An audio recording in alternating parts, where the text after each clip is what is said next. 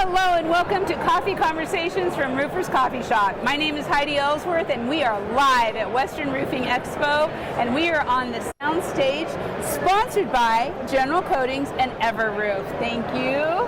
Thank you, Heidi. Always great to be here. What a fabulous show. Everybody's out. It is awesome. It is so packed and it's really kind of loud, so if I sound like I am yelling, I might be.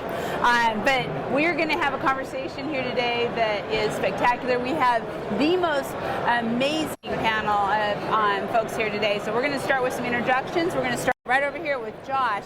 Can you introduce yourself and tell us a little bit about your company? Yes, of course. My name is Josh Adams, coming live with Roofers Coffee Shop from beautiful Paris Hotel. I'm Josh, and my company is Roof Scout, and we are a digital salesman company, and we are bringing 3D animation and the next wave of AI salesmanship to the marketplace. We're launching our product this coming spring, so it's going to be really exciting. And happy to talk and share about it. Heidi, I've talked a lot about it with, and she's been great. So a little shameless plug here, but you're going to see this technology on Roofers Coffee Shop and Ask a Roofer, so just saying, it's coming your way. It's pretty exciting. Absolutely. So, Josh, thank you for being here today. Yeah, thank you for having me so much. Appreciate it. And I have to say, Josh is also from kind of my hometown, Central Oregon. We're Central Oregon buddies. Yeah, I grew up in Bend, and Heidi grew up in Sisters. And Sisters, there you go. So they call it the CO. It's the Central Oregon, but if you're local, it's the CO. CO. Absolutely. And you're in Idaho now. Yep, Boise. Yep, absolutely. So, very good. And then Chris, I'm so excited to have you. Can you introduce yourself? Hi, I'm Chris Heitzman from Capital Roofing in Sandy, Utah. And I'm also the incoming president for Western States Roofing Contractors Association, and I am so excited about this next year. Yes. That is great. It is. So we're on the board together. I'm on advisory, and you're going to be chair, and I am so excited for you. I am so excited to work with you and to help get your ideas in place. I am just... Heidi has ideas for everything, No, and they're always, truly good. Yeah.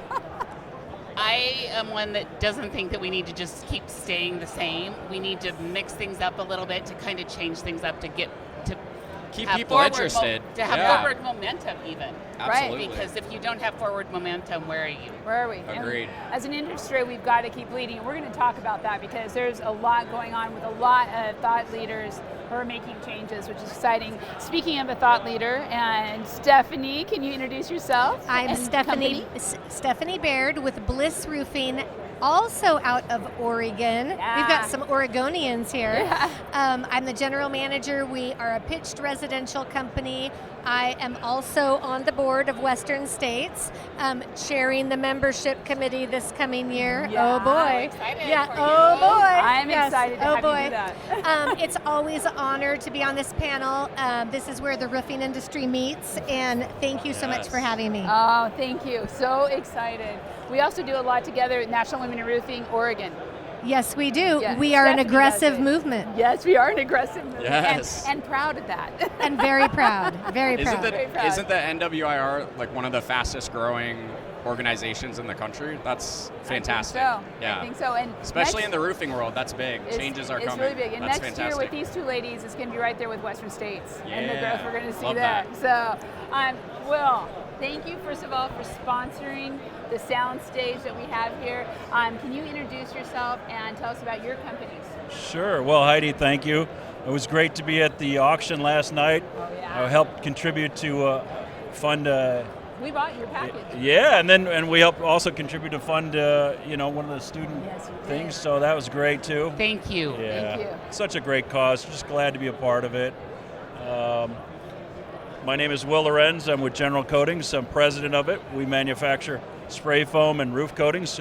We did this recently, this domed thing, and put spray foam and roof coatings on it here in Las Vegas. So pretty excited about that, and just glad to be here.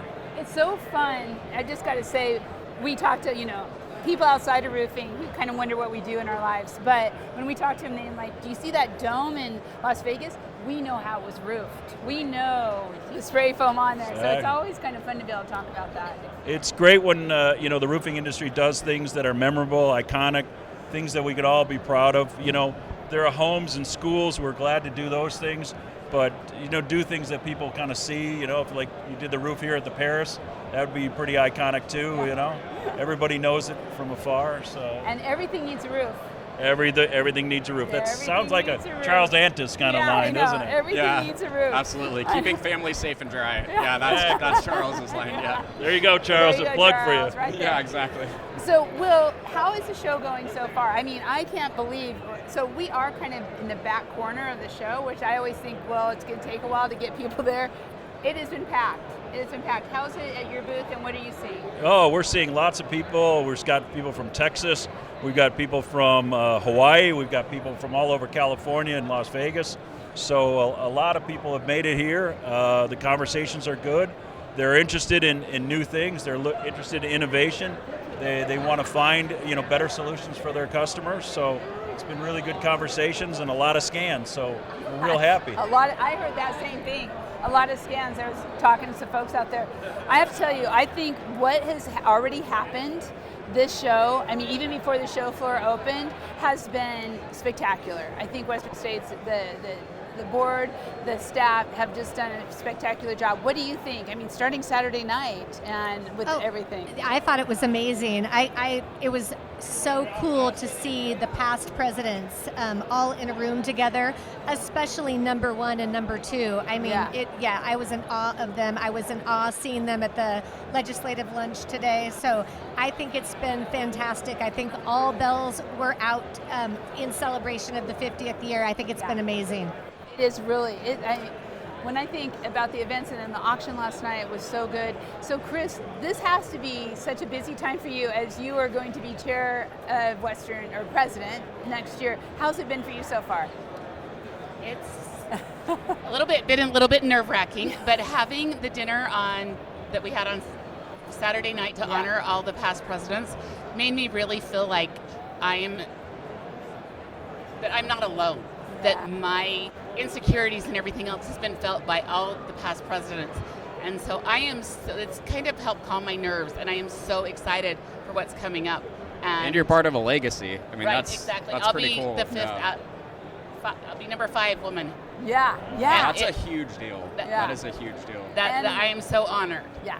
And we're on track for a record year for attendance. That's what I've heard. We hit over 4,000 already. Oh my gosh. Yes. Wow. So we're on track. This show You can is so tell. popular. Yes. Look how busy it so is. busy. I know. Yeah, so I know. busy. It's great, but it's needed. This time of year, I think, is the perfect time. And I know Western States has been kind of a challenge since COVID to get the right hotels and get past everything that was going on and stuff. And when they moved it, when the board moved it to October, I just think, or September, I should say September, October, I think what a great move, because everybody's working on getting ready for next year, and now they get to come to this trade show and see all this new technology. And the kids go back to school during this time. It just is a much different thing versus like the original one I went to, it was at the old date. And this was my first ever trade show as a contractor. Oh. So yeah, and I loved it. It's kind of what introduced me to the whole world, and I met friends that I still talk to 10 years later, which is pretty cool, and everybody always has like a good vibe. Everyone's excited, happy. It's cool. Yeah. Now, tomorrow you're going to be speaking on a panel for Roofing Technology Think Tank. Yes, with RT3, yes, absolutely. And what do you see happening at the show and just everywhere around technology? And I mean, it's just exploding with the need from contractors.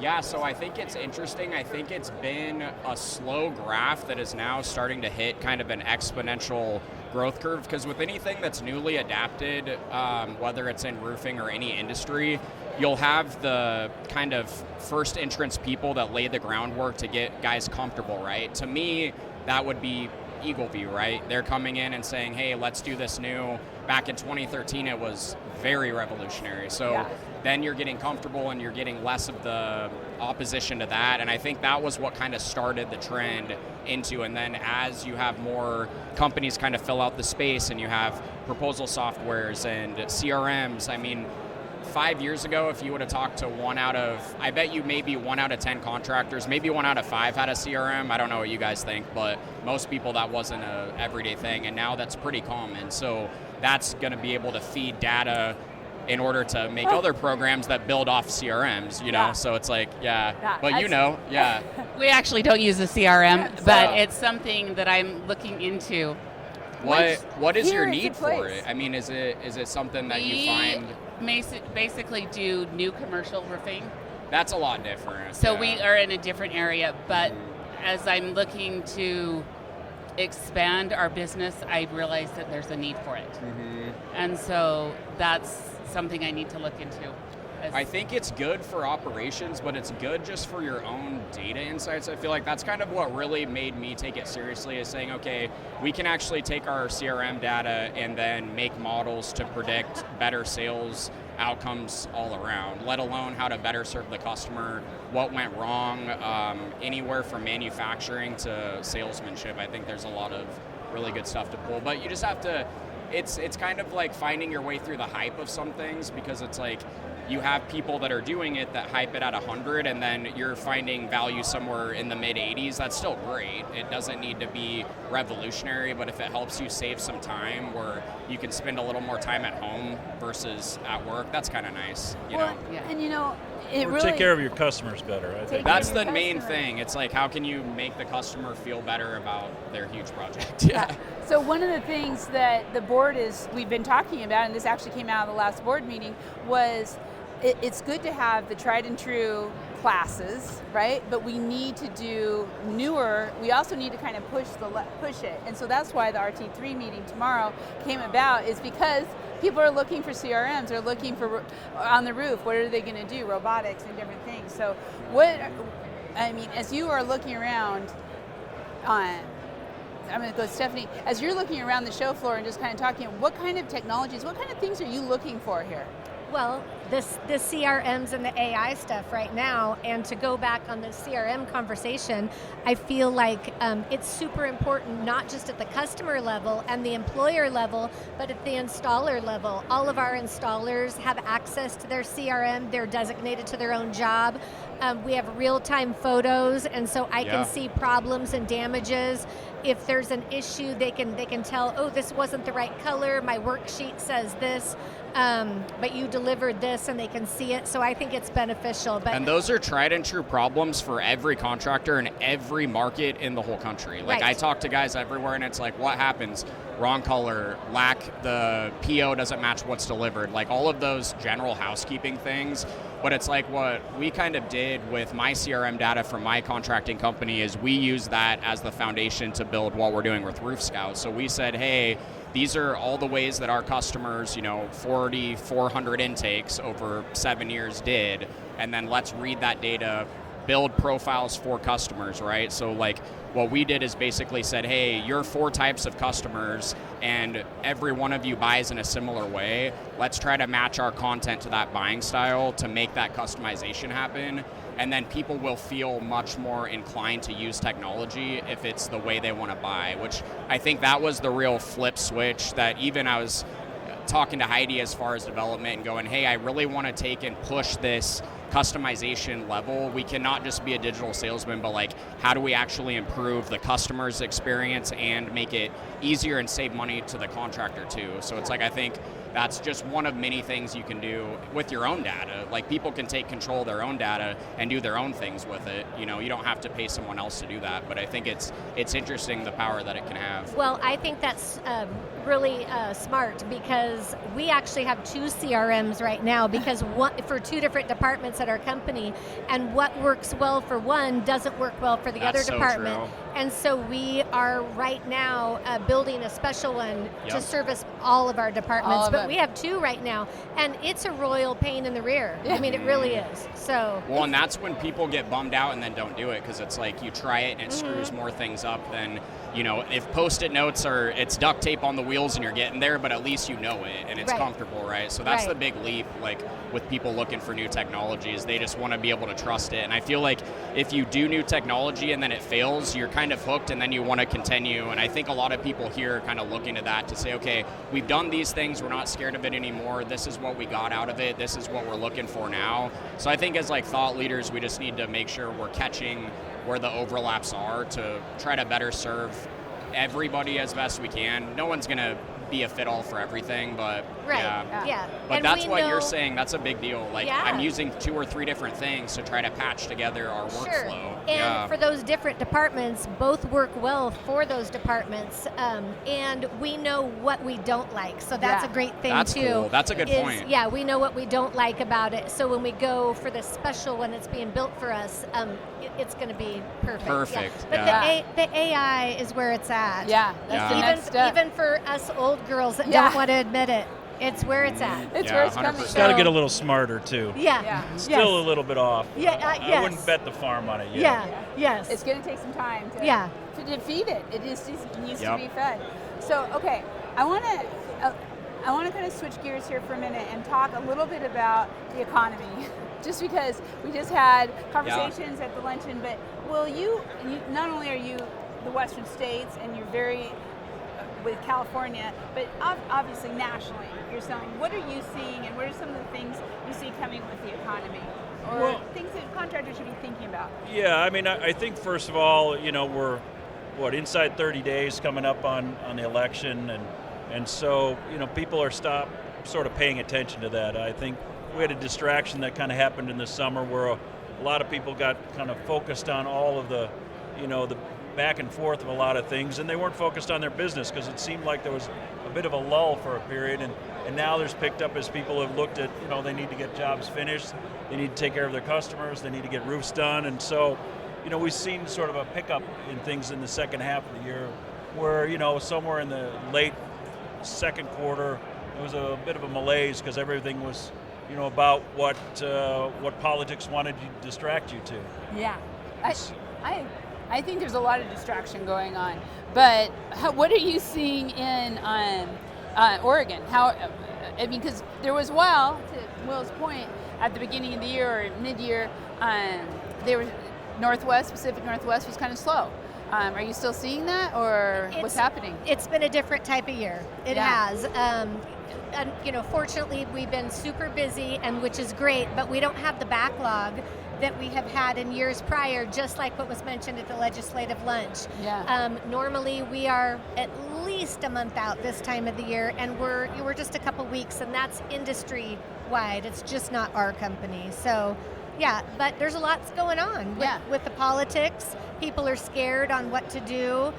Interest rates are still high. There's lots of factoring things. Do you think with the interest rate that just went down, and once, because I have to tell you, sorry if I get myself in trouble on this, but I hate election years. And Me too. They are the worst. Me too. It's stressful. Yeah. Everybody gets distracted, and everybody wants to talk about all the bad things about everybody else, and I'm like, let's do some business.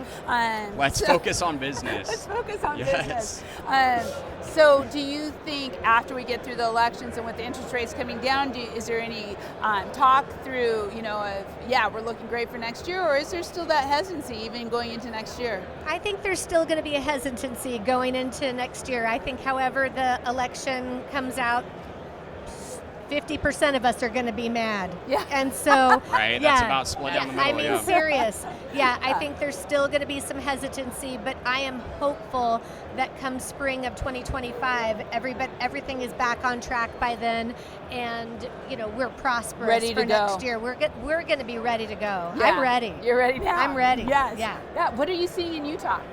Utah is typically a little bit behind the rest of so we have, our backlog is just a little bit smaller than it normally is. Yeah. So that's been a good thing. We've been real busy. We've been able to keep a backlog, but I am a little worried about what's going to happen. I try not to think about it because it just gives me too much anxiety. Yeah, just do business. Are you guys seeing Just do financing? business. How has financing changed We at all? actually, so for us, we do large commercial projects, and I've seen a couple of building owners that were going to build a building, and then they were pulling back a little bit, and then they were like, no, let's go ahead. So, we had a project that one contractor pulled out after 3 buildings, and now they wanted to do the other 2. Now they do want to do the other 2. Good. So I do see things kind of picking up there, which is a good thing. It seems like there's still demand, especially Yes, there is. Utah has such huge growth, and we're still seeing a lot of cranes in all the cities. But yeah, it kind of it's like this right now. It is. It's a little wobbly. What are you seeing, Josh, as you're working with contractors? I think it's definitely slowed down this year. I think people are pulling back after a really heavy spend through the pandemic. I mean, we've been on a wild 4-year ride, everybody in the industry. It's like you had everyone stuck at home, everyone's wanting to remodel. We had, everyone's buying up homes, lots of transactions, and I'm pretty, I guess, tuned in on the real estate side, so I hear little, fumblings here and there, and they were just running ragged nonstop. So I think now we're feeling it might not be as much of a lull as we're feeling, because it's been such a ramped up high. That's kind of what people are starting to adjust to. They're like, hey, it's lower, but also maybe we've just been on such a big bubble that coming back down a little bit feels low, but maybe it's not as bad as we think. So maybe I think it's people, the new normal? Yeah, I think people are settling into the fact that with like what you said, election year, people aren't running to do home improvements as much as they were 2 summers ago. But I think the economy is still strong in that way. People are just wanting to get those points down a little bit, and then they'll feel better about saying, hey, I can live with that rate. I know you're going to dial up my loan for 4 more years to get me monthly where I want to be, but people are trying to be consumers and educate themselves and not just sign up for a loan because they can get the monthly where they need, and then all of a sudden it's double the time, So I think a lot of creative financing, which is always kind of odd when things happen like that, where the general public needs to make sure they stay educated about financing ins and outs. I think that's important and a really good area for education, to be honest. Yeah. That sounds like something for Ask a Roofer. Yeah. So, okay. So I think there's 2 points there. One, I think there's been a lot of federal money that's been put in the system, and so kind of what's going to happen next year is whether or not there's going to continue, because a lot of projects got funded under various programs over the last 4 or even 8 years, and whether they continue, that can have an effect on the economy. But I think businesses as a whole are trying to rapidly move forward, but they're looking at things and trying to determine, well, what can I predict out of my customer? Will this, and there's a level of that, as you said, Chris, so a little bit of uncertainty all the way up and down, whether or not, everybody's going to build the next building, but they all seem to want to. It's just a little bit of hesitation. Yes. Yeah. No, we do a lot of work for one certain convenience store, and they haven't slowed down in building new stores or remodeling. Really? So that's really hopeful. Yeah. Well, and you're kind of making me think, because one of the things we talk about when we are going into possibly a little softening in the economy is the importance of diversifying your business, right? So if you are, which is what you were kind of talking about, Chris, so maybe we start there, is like knowing that not being in different segments, when we're maybe multifamily is going faster and new construction is going slower, or remodeling and stuff like that. What are you finding on that?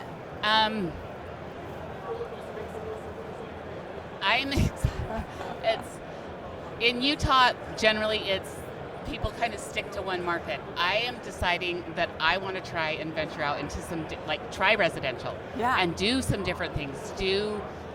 Because I am concerned about what's going to happen, and you do see there are changes, and changes are happening, and I don't think I'm not afraid to look into just doing something different. Right. And it's kind of like diversifying your portfolio on the stock market, right? You got to, or however they do that is kind of the same way in your business. What are you seeing, and as in new trends? You stay up on that so much. I mean, there's stuff going on out there with solar. There's new, I want to talk about spray foam, different things that are going. What are some of the things that you're seeing coming along that are going to help your business? The solar is where it's at. I mean, even in Oregon with all of our rain, people are talking about solar. And 5 years ago, I would have said solar, they ruined my roof. But now, no. No, seriously. You're accurate. Yeah, technology has changed. There's different products out there. I think that's great. Solar is where it's at. I think multifamily in my region is where it's at too. On the new construction side and on the re-roof side. There's so much of multifamily being built or being redone, trying to have affordable housing in the Portland area. So I think that's where it's at. Yeah, and that's part of I keep seeing is that we don't have enough housing. So one way or the other, that is going to be forced Right. at some point to have to happen. And Right. we all need roofs. Yep, everybody needs a roof at some time. Yeah, Yep. sometimes. Well, I think it's interesting to overlay everything economical, the pandemic, and then you also have to think we had such a mass exodus and redistribution of populations to different areas that's a huge interesting thing, because that just rearranged everybody. You're like, holy cow, which is kind of interesting, but it's also like, hold on to your hats, because where are you going to live? I mean, Right. yeah, in Boise alone, I mean, rents and property values, I mean, we doubled since 2020, Yeah. like for an average rent. But what are you guys, what's your repair and maintenance like? Because as a contractor with me, I mean, I would say some years that was 20% of we had a big maintenance, repair, business out of just coming out. Nobody would want to go out and do anything. Chimneys, I mean, in Oregon, it's like we have ice dams, all of those things. I don't know about the southern states. We would do a lot of repair business in Idaho, big time. Yeah. We do a lot of repair work up in Idaho as well. Yeah. And I've seen a lot more up there. It's wild. It is absolutely crazy. And some of those building owners aren't willing to spend money on redoing their roofs either, which is very interesting. They just want to keep maintaining, and we're like, this roof is shot. We worked with the Boise Code Department actually, 6-7 years ago. It was not a requirement to have vertical waterproofing, like from the actual building code. And so based on a bunch of builders that came in, and you have chimneys that have no vertical waterproofing, so it's like that's only been in the last 5 years, which is pretty wild. But yeah, a lot of repair, a lot of siding, interaction, flashing repairs, and that's big money and big business if you're diversified. Yeah. Because, okay, to that point, on Coatings Coffee Shop, we are having so many webinars and on roof restoration, on service and maintenance, and I have to tell you, every time it's huge numbers of people coming in. And I'll be 100% honest, I'm kind of like, there's no way anybody wants to hear about roof restoration one more time. Nothing personal, Will, but you know what? They do. Everybody does. It is like so popular right now. What are you seeing to that point with service and maintenance and roof restorations?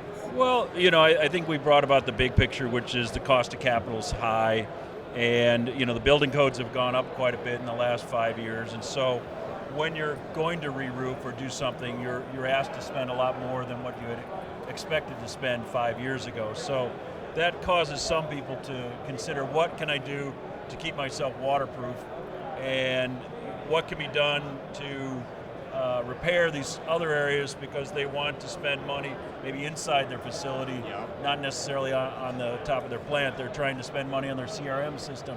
They're trying to spend money on other things to keep their core business going. Building custom CRM systems. Yeah. So, roof coatings we've seen, grow quite a bit, and it's a really good alternative. A lot of membranes, are getting to the end of service lives.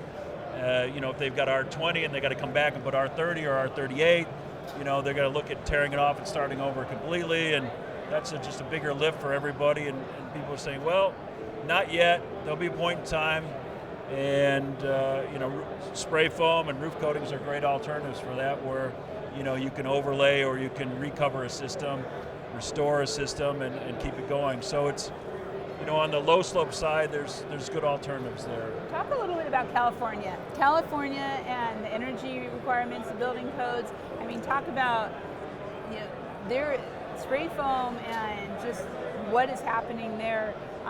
We had such an interesting panel at the Spray Foam Show this last year talking about those changes. So, what I would say is, in general, California tries to lead the way with energy efficiency, so the building codes keep going up, and that helps. I think starting in 25, a recover system has to be a minimum continuous insulation of R14 on the outside. And What's so that now? It's at R10, and 2 years ago it wasn't anything. So wow. So it's jumping up. And so that means people are going to have to invest more in their facilities.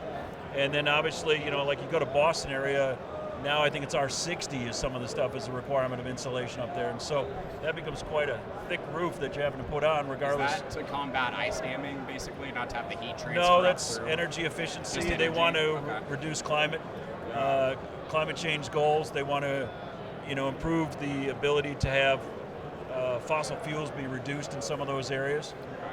In California, spray foam is a great alternative. There's a lot of big buildings that we're doing with roofs that have an existing roof on it, and then you can put a roof system on top of it with spray foam, watertight it, add additional insulation so you can meet all those requirements on the outside. So it's positive, but I'll just tell you, I think people are, new construction has had the fortune of a lot of what I call federal money, and if that continues, we're going to see a lot of investment and growth. But if it doesn't, people are going to look at how to act conservatively in their businesses, and they'll look at what alternatives you folks can provide them that makes sense cost effectively.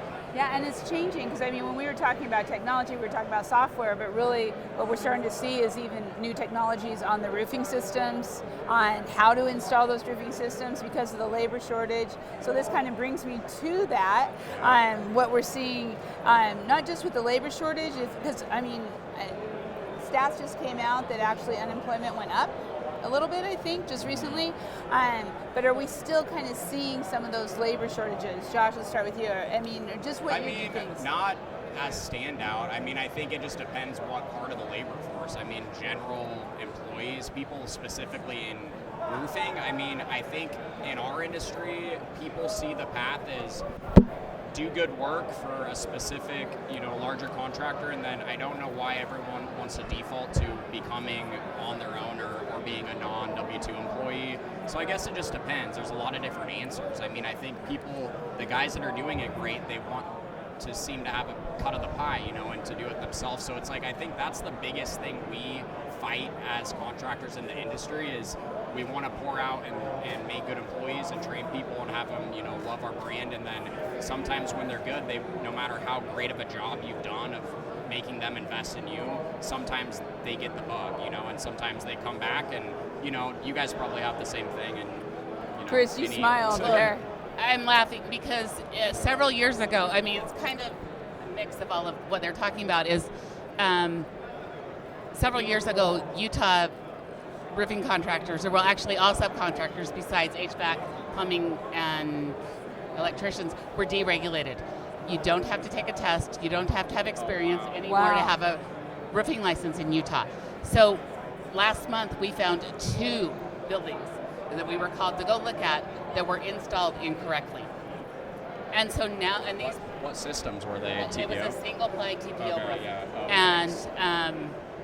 So these building owners that installed these roofs within 5 to 7 years ago are now stuck with a roof that is not up to specifications or anything else.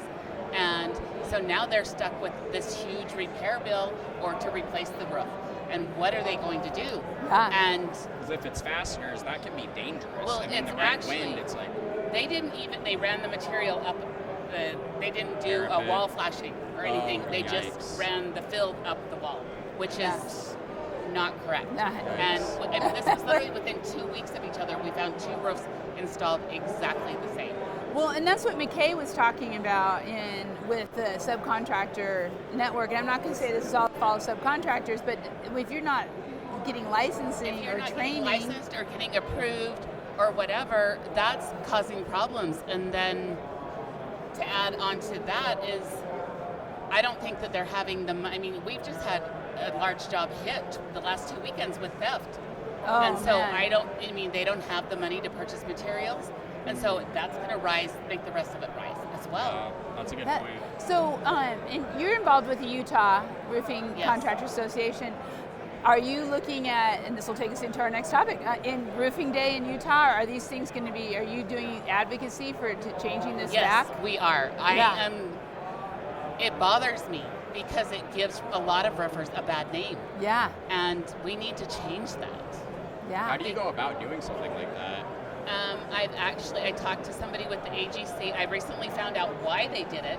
I was talking with somebody with the AGC, Associated General Contractors, and then another attorney who was actually involved with the state licensing board. And so I'm planning on meeting with them a little further to try and figure out what we can do to fix this again, because it's not a great situation. And then I think of the other states that don't have any licensing requirements. Yeah, Texas, nothing. Colorado has nothing. Yeah. Yeah, it's Wyoming just has Oregon. Colorado's just registration. We have, by, we have licensing. Yeah, we have licensing. Yeah, we have licensing. yeah, Oregon has big licensing. We Yeah. have big Yeah. licensing. So to that point, you are active, very active right now. Oregon does not have a roofing day as of yet, but you have been spending a lot of time on legislation in Oregon. Tell us a little bit about that. Lots of legislative stuff in Oregon. The emergency Senate Bill 592 and 927 were passed January of this year, which increased OSHA citations 1,100%. So, yeah, it's insane. And I have these. Like their task force? No, just they had to follow Fed OSHA and increase their citation fines. And so I have some facts for this too. Last year alone, for a 12-month calendar year, the repeat offenses brought in $900,000 worth of citation money.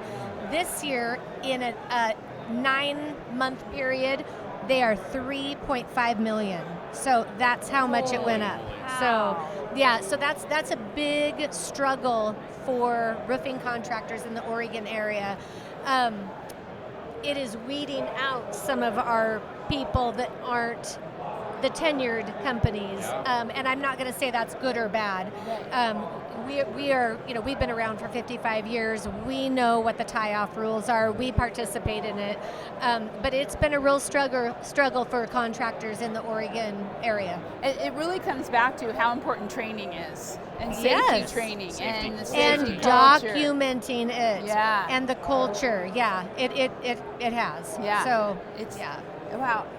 Now, well, you're involved a lot with both on the NRCA level with RoofPack and on Government affairs. And also within California and Western states. What are some of the things you're seeing right now that is really on an advocacy level?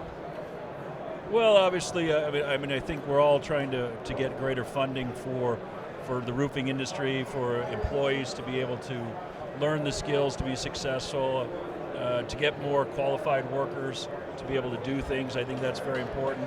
We're always looking at, certain issues that kind of pop up on a federal level or a state level that seem to be excessive, or, things that go beyond what I'd say quality and safety, and get sort of government interference into the roofing business. They have the best of intentions, but they end up sometimes with the worst of practices that they impose upon us. Kind of like what you always hate the idea that they're hiring more IRS agents. I kind of think all of us are probably paying our taxes well. There's somebody up at the top maybe they should be working on, but the rest of us, they shouldn't be so hard on. So I think, from a government affairs perspective, I think we're looking at, just trying to get good qualified workers so business can kind of catch up and keep growing with the opportunities if America keeps investing in itself. And it looks like, on a federal level, there's tons of plants that are being put up with regard to chip plants and all the things, so we can, be back a leader in the AI business and a leader in innovation and efficiency. So. Yeah. James Ellsworth is on with you on the government affairs. He lives and breathes this stuff, so he's probably hopefully watching and saying, yes, all of these things that they're working on. But I think when it comes, the thing I've noticed in the Western states is the state associations have really kind of taken on a lot of this, where they are, they've always been active, but I know, I'm thinking about Montana just did a roofing day in Helena. We have roofing days now in Washington, where you never heard about roofing days going to the Capitol, right? And it's happening now all over. Are you guys putting something together? We haven't yet, but we are thinking about it. Yeah. And what does that entail? Yeah. I haven't been to one yet, so I don't know. But we are thinking about it. But it's really getting the roofing organization together, whether it's locally or nationally, going in and seeing your legislators, making them aware of your presence, your size of your business, your importance, and what your issues are. We're a big cog in the economy. The industry does a lot for a lot of levels of everything, industry, distribution. It's big business. Yeah, well, I would say that Reed would say that we were one of the quiet voices when he came and took over NRCA before he's since retired. But, McKay is a believer that we have to have a louder voice because, some extent the squeaky wheel gets whatever it is they want. They get the funding or they get the manpower, and we got to have our voice there because everybody else is there in government asking for something. And that's a great point you brought up, and I was talking to Heidi about this earlier. Even like the America's Seed Fund right now is a big role that's a lot of people have never heard of, so it's good to bring it up on stuff like this to bring awareness. But we're working with them to get money and secure money for AI in roofing. So it's like there's programs and things out there that people really need to go to the resources. We should post resources like that are just on things that people don't know about, because it's like there's things even that are not in technology that the money's never claimed because no one knows about it, and that's kind of a sad deal. So it's like I think for the people that are looking to grow and grow their business and be sustainable, they should be able to at least have the opportunity to learn about it and then see if it's a fit. Okay, new thing on the coffee shop. We're going to start getting those resources out there. I like a that. Cool way to like help people. Well, because it's free money. When you think about the grants that are out there for training and Perkins and all of that too, getting more information so the contractors can get the training, can recruit and do all those things, and just talking about it. Stephanie and I were talking about, this year, Stephanie, are you going to go to Roofing Day in DC and we can go talk to our Oregon legislators? And she's like, not this year, but next year. So I'm looking forward to it. I want to go too. I saw Charles go to that and on LinkedIn. Me too. You too. Yeah, I think I've been going 5 or 6 years straight. Really? So yeah, I'll have to go with you guys. That'd be fun. That's I want to go. You want to go? I want to go. Yeah, I want to go too. Yeah. I've never been either. We can go to the Lincoln Memorial and get a photo. Oh, the four of us? The selfie opportunity. Oh, there you go. Okay, I'm in. That's it. Okay. Well, I also say that you also need to participate at your local level because, your congresswoman, your congressmen, your senators, they'll all see you at their local facility or local things. When you get to Washington, we come in as a group, but if they know you a little bit before you get there, or you're a supporter of them, then your leverage is a little bit more. Local level is huge.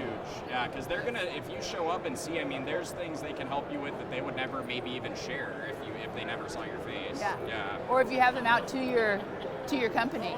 We've talked about doing that, trying to get National Women in Roofing more involved. It hasn't happened yet. We've talked to Rachel about how do we have people get to know their legislators or know these roofing companies, go visit these roofing companies. So there's a lot out there that I think we need to, even just talking about it and putting it together. But okay, I want to make sure, because there's a couple things I want to really make sure I get to. And one of them is Western States Roofing Contractors Association and what it's doing for the industry, and also what are some of the initiatives. So Chris, can you kind of share some of that? I love Western States Roofing Contractors Association. When I became involved about 8-9 years ago, I didn't know what I was in for. But I can tell you that the technical information that they put out is top notch. Yeah. We also have a legal advisor who is amazing. Yes. Amazing. I cannot tell you how many times I've needed his help with contracts review, with helping me with other weird installation issues, and he deals with roofing contractors across the nation. So he is experienced in so many problems, whereas other attorneys know nothing. Because he's probably seen some weird thing in New Jersey, wherever. Yeah. He has, and he also is there to protect the organization as well. He knows about things that are coming up. Trent is so amazing. Trent Cotney.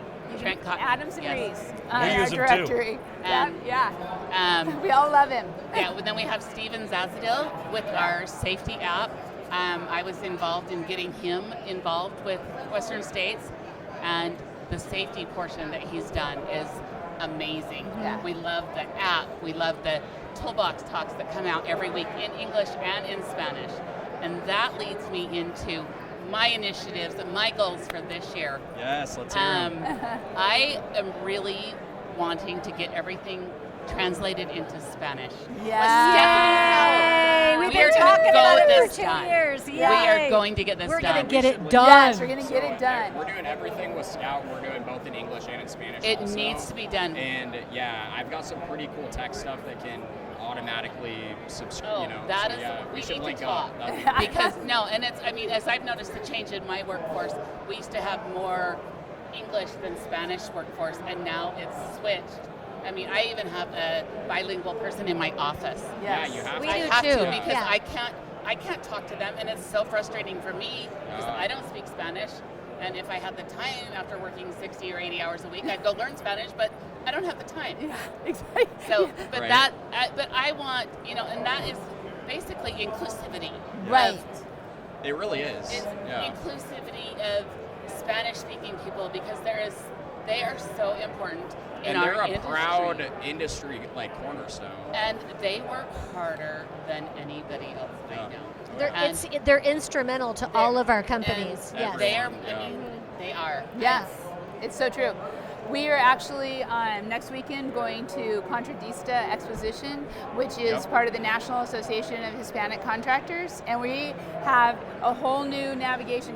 We've had Spanish on the site. We've been translated for many years, but we are now taking it to the very top of the navigation, and we have we're going to have lunch and learns and podcasts because of this topic that we have to be inclusive to be able to understand. And I've watched you two both with the app, the safety app, and how hard you've worked on it, and to have everything go into Spanish and be inclusive, inviting them membership, right? For everyone to feel comfortable to be part of the associations and to know that they're going to be heard. When their visibility goes up, the ownership goes up, right? Yeah. That's a huge thing that people overlook. If people feel represented, the ownership in the larger collective goes up as well, which helps everyone. That's just a general trend up. Well, I think it's also the American dream. Everybody who's come here, 100%. they start off at one tier working, and then they want to be an owner. They want to have their own business. It's just a natural progression of what everybody wants to do. And so you just got to embrace that and be excited for people, help them teach, learn, and grow. But I also think, our roofing business is a visual learner thing. They didn't go and want to be in the textbook business. So I also encourage people, pictures and video and things are very important because I think these are hands-on folks. They're industrial. And so Yes, they can see it, they can do it. Even people that are producing safety videos or something, they need to produce them in English and Spanish. Yes. Because Not that's to plug Scout again, but that's what we're also doing. okay. Thank you. Because we try so hard. Is safety, is doing with our safety instruction videos. Because once you have animation and and you can put a character and have any language, you can teach and have, make that available to anyone. Yeah. And Yes. in Steven's app, remember when it went to Spanish last year, that was instrumental in that. So yeah, because and even like my timekeeping app that I use, not to plug another app, but Right. they have the capability. Not that sponsored. We have to wink at the camera. Not Yeah. sponsored. But I Not can yet. switch. I can change them from English to Spanish. Sure. So Yeah. that the app goes to Spanish. so for them. they understand So what they they're understand. submitting. Yeah. Right. Because- So there's no reason for somebody to do a job site inspection form when you don't understand what you're saying. So yeah, Exactly. it's important. Yeah. Yeah, Yeah. it's Do we have important. enough sorry, I not thi- to sideline, but mentorship, because he talked about it. What do you guys like? Where are you at with mentorship? Because it's like he was talking about hands-on learning, the visual things. It's like, I'm second generation. My dad taught me, what I knew and then built in. But I feel like there's a pretty big lack of true mentorship and how the trades kind of classically developed. And I think that's an interesting topic. Amen. Yeah. I'm third generation, Yeah. and I believe in people need to be trained, have education, because and they need to learn in leadership and in communication. Because if not, we're just going to fail.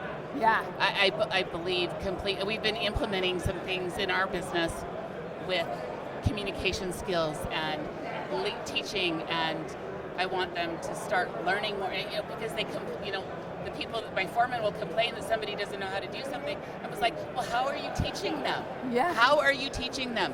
How do we get that help to them? Right. And there is, the thing that I love is there is training out there. I think of the RCMA, Roof Coating Manufacturers Association, have online courses, and I don't think they're in Spanish yet, English right now, but that's what we see to this point. We see so much training out there, but it's not brought together. It's like you have to go actively looking for it, where we are trying to like bring all that together. Exactly. I've recently I've been asking different manufacturers about their mobile training. What do they have? Yeah. And I get them scheduled and come out to our yard and do a training. Mm-hmm. Yes. And they have a lot of bilingual trainers. Yes. Yeah. Which is so important.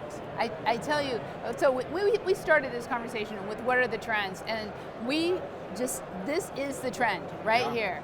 Bilingual training. And the inclusivity of our beautiful Hispanic culture into roofing to really shine. I think you guys have hit it, and Western States is there on the forefront. Well, you think about the statistics that McKay said during about the unemployment. Employment of non-American born has gone up, where American born has gone down. My opinion of that is because the people here in America, they don't want to do the hard work. They don't want to do it. I see it day after day. Yeah. People are like, oh, I'll come get a job, but then they don't want to work every day. Well, and I think doesn't that a little bit tie back in, not always, but a little bit ties back into that ownership and the representation, right? I feel like a little bit of that kind of lackadaisical lack of ownership sometimes comes from lack of visibility. Not for everything, it's not a fix-all. There's definitely a problem with people wanting to work hard in certain areas, but yeah, I think it's interesting. I think it's multifaceted at least. We've had a whole generation too and we all talked about this, and this one thing we didn't quite get to, but with CTE, Career Technical, like when I was in high school a long time ago, we had shop class, right? Yeah. We had shop class. Everybody was building houses. They were, the shop class would be building all these different things, and that all went away because we became everyone has to go to college, and that was the track. So we've almost have a lost generation. I agree. I think you just hit it. Yeah, because that was your option, is you were to go to college, and then we lost out on the trades, and that's a huge reason why there's not as many skilled workers in the trades right now, is because it wasn't an option for them. And not everybody does want to go to college. No. Not everybody's going to be a great college student.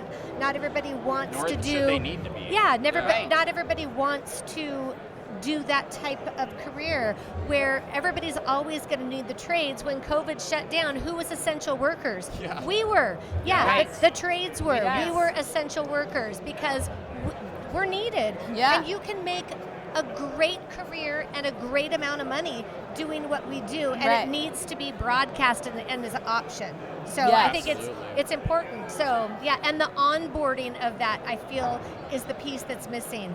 People forget, they don't talk about it. It's the onboarding of bringing them into our industry or the construction industry. I think that's the missing link. And Walt's doing the Grow the Trades initiative. That's kind of shadowing a lot of the stuff that we're talking about, and that's just kind of the start of what I think a lot of industries could do to help grow the trades. Like what you're saying though, it's the onboarding. Where do you get in?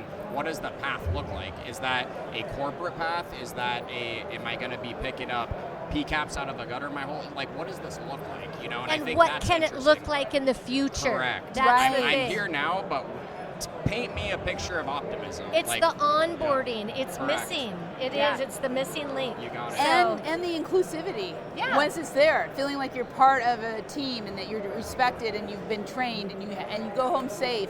Yes. Yeah, every that's night a human to need your to family. collectively be together. Yeah. Like everybody Right. likes to be together. And to be part of something. Everybody wants to be part of something and feel self-worth. I think that's super important. So well said.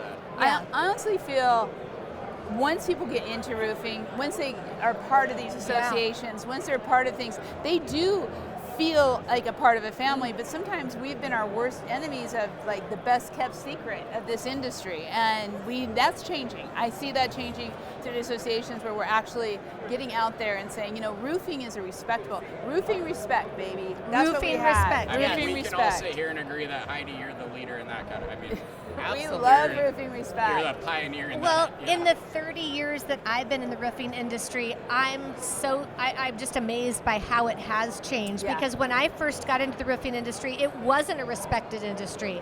And now it is. If it was that easy for you to roof your house, you'd do it yourself and you'd save $20,000 to $50,000. Right.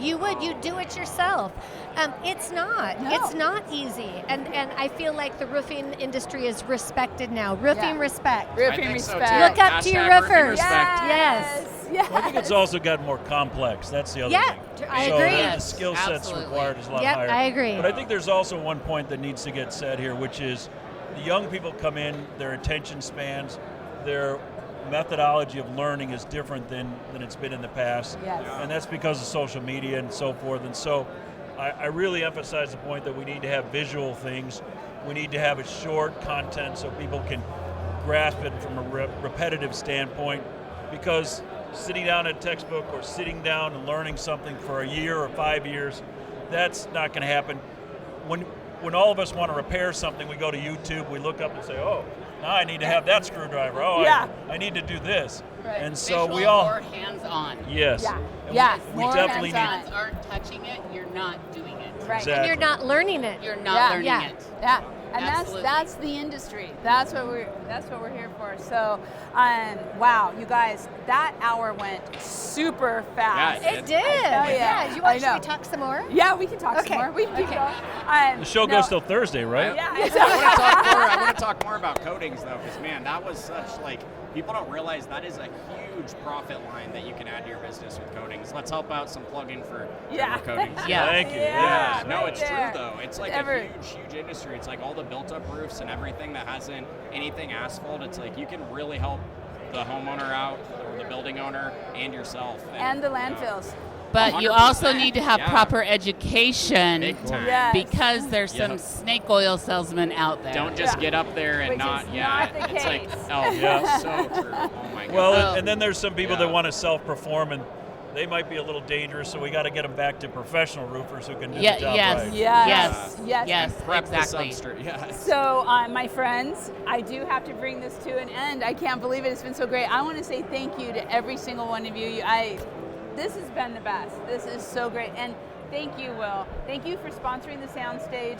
Yeah, thanks, Will. We're going the whole show. We're doing interviews. We're going to be bringing you all this kind of information. But this is by far my favorite, the coffee conversations, This when is we can great, really yeah. talk about things. So please, everybody out there, check out all of these directories. You're going to see a directory very soon for Roof Scout. You're going to see Western States right here.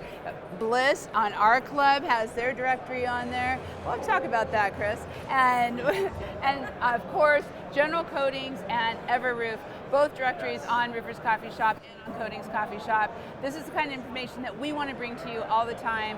Please let us know what you think and share this with everyone. This will be available on demand within the next 24 to 48 hours in there, and watch for all of our coffee conversations coming up. Thank you. Stay tuned. We have more interviews coming from this Western Roofing Expo 2024.